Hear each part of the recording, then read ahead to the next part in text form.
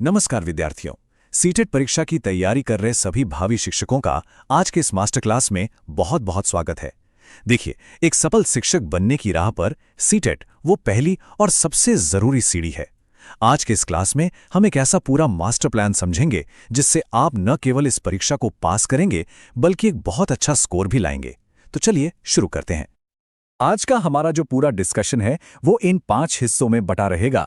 हम बिल्कुल बेसिक से शुरू करेंगे कि सीटेट क्या है, फिर पेपर के पैटर्न और सिलेबस को समझेंगे, उसके बाद एक स्मार्ट तैयारी की स्ट्रैटेजी बनाएंगे, इंग्लिश पैसेज जिसमें अक्सर मुश्किल होती है उसको सॉल्व करने की एक ट्रिक देखेंगे, और आखिर में एग्जाम वाले दिन क्या करना है उसका पूरा प्लान समझेंगे। तो हम एक एक करके आगे बढ़ेंगे ताकि कोई भी जरूरी बात छूट ना जाए। तो चलिए अपने पहले अध्याय, अपने पहले कदम की ओर बढ़ते हैं। एक बात हमेशा याद रखिए, किसी भी बड़ी इमारत की मजबूती जो है वो उसकी नींव पर टिकी होती है। सीटेट के लिए भी यही बात लागू होती है।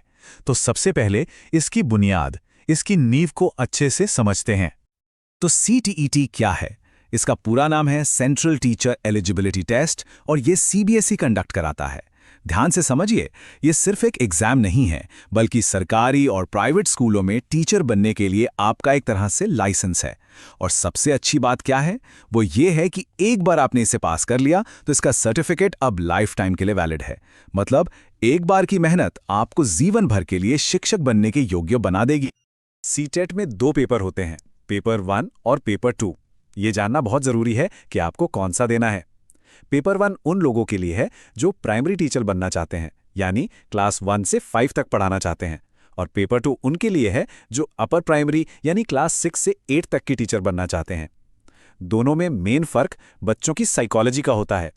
एक में 6 से 11 साल के बच्चे हैं, दूसरे में 11 से 14 साल के। तो अपना लक्ष्य क्लियर रखिए और उसी हिसाब से सही पेपर चुनिए। चलिए अब हम अपने दूसरे सेक्शन पर आते हैं। देखिए, किसी भी लड़ाई को जीतने के लिए उसकी पूरी रणनीति को समझना बहुत जरूरी होता है। हमारे लिए इस एग्जाम का पेपर पैटर्न और सिलेबस ही वो ब्लूप्रिंट है। तो आइए इसको अच्छे से डिकोड करते हैं, इसको गहराई से समझते हैं। ये नंबर 150 अपने दिमाग में अच्छी तरह से बैठा लीजिए। 150 सवाल आएंगे जो 150 नंबर के होंगे, और उन्हें करने के लिए आपको 150 मिनट मिलेंगे। इसका सीधा सा गणित है, हर एक सवाल के लिए आपके पास सिर्फ 1 मिनट है। तो टाइम मैनेजमेंट इस एग्जाम की सबसे बड़ी कुंजी है। अब ये इस एग्जाम का सबसे बड़ा प्लस पॉइंट है, इसको बहुत ध्यान से सुनिए। सीटीटी में कोई भी नेगेटिव मार्किंग नहीं होती है। इसका क्या मतलब हुआ? इसका मतलब है कि अगर आपका कोई जवाब गलत भी हो जाता है तो आपका कोई नंबर नहीं कटेगा। तो आज से एक नियम बना लीजिए, एग्जाम में पूरे 150 के 150 सवाल अटेम्प्ट करने हैं, चाहे जवाब आता हो या ना आता हो। एक भी सवाल छोड़ना एक बहुत बड़ी गलती होगी। यह है पेपर 1 का स्ट्रक्चर। आप देख सकते हैं इसमें टोटल 5 सब्जेक्ट्स हैं, और सबसे अच्छी बात यह है कि हर सब्जेक्ट का वेटेज बराबर है। चाइल्ड डेवलपमेंट एंड पेडागोजी, 2 भाषाएं, मैथ्स और EVS। हर सेक्शन से 30 सवाल आते हैं, 30 नंबर के। इसका मतलब यह है कि आपको अपनी तैयारी भी बिल्कुल बैलेंस रखनी होगी, किसी भी सब्जेक्ट को कम नहीं आंकना है। अब अगर पेपर 2 की बात करें तो पहले 3 सब्जेक्ट तो बिल्कुल सेम है, 30-30 नंबर के। असली फर्क आता है चौथे सेक्शन में जो कि 60 नंबर का होता है। यहां आपको एक चॉइस मिलती है। अगर आप मैथ्स या साइंस के टीचर बनना चाहते हैं तो आप वो सेक्शन चुनेंगे, और अगर आप सोशल स्टडीज के टीचर बनना चाहते हैं तो आप दूसरा वाला सेक्शन चुनेंगे। यह आपकी ग्रेजुएशन की स्ट्रीम पर डिपेंड करता है। सिलेबस को लेकर मार्केट में बहुत तरह की बातें होती हैं, लेकिन आपको बिल्कुल क्लियर रहना है। सीटेट का पूरा सिलेबस NCERT की किताबों पर आधारित है। मैं फिर से दोहरा रहा हूं, सिर्फ और सिर्फ NCERT। पेपर 1 के लिए क्लास 1 से 5 और पेपर 2 के लिए क्लास 6 से 8 तक की NCERT की किताबें ही सब कुछ हैं।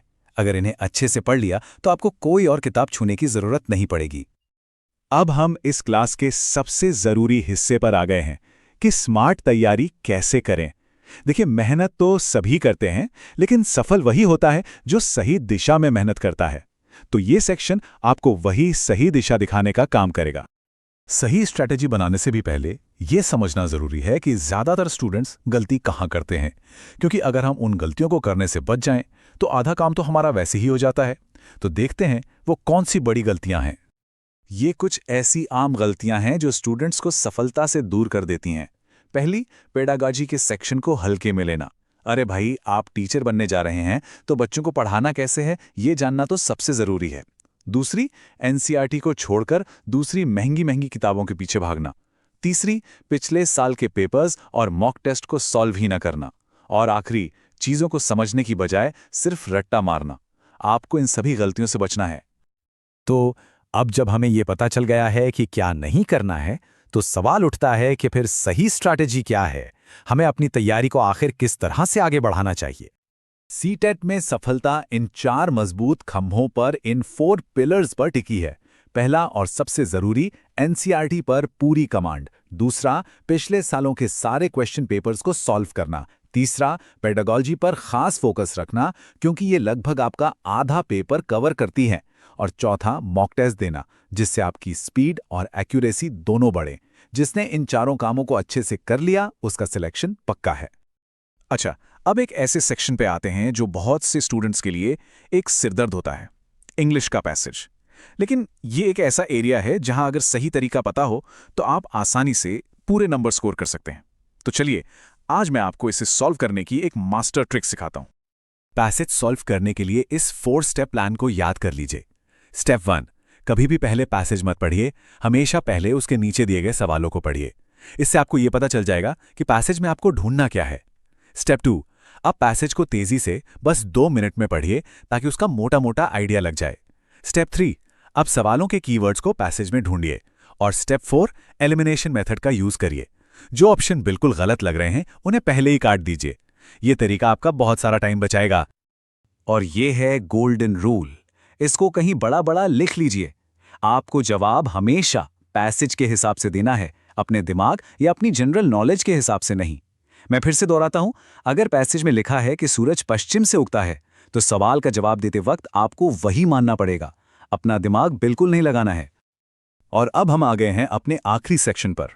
देखिए, आपने कितनी भी अच्छी तैयारी की हो, अगर एग्जाम वाले दिन कोई छोटी सी गड़बड़ हो जाए तो पूरी मेहनत पर पानी फिर सकता है। इसलिए एग्जाम हॉल के लिए इस मास्टर प्लान को बहुत ध्यान से समझिए। एग्जाम के दिन टाइम का खास ख्याल रखना है। कोशिश करिए कि रिपोर्टिंग टाइम शुरू होते ही लगभग 1.5-2 घंटे पहले सेंटर पहुंच जाएं। याद रखिए, जो गेट बंद होने का टाइम है सुबह 9:30 और दोपहर 2:30 बजे, उसके 1 मिनट बाद भी आपको एंट्री नहीं मिलेगी। कोई भी रिक्वेस्ट वहां काम नहीं आती।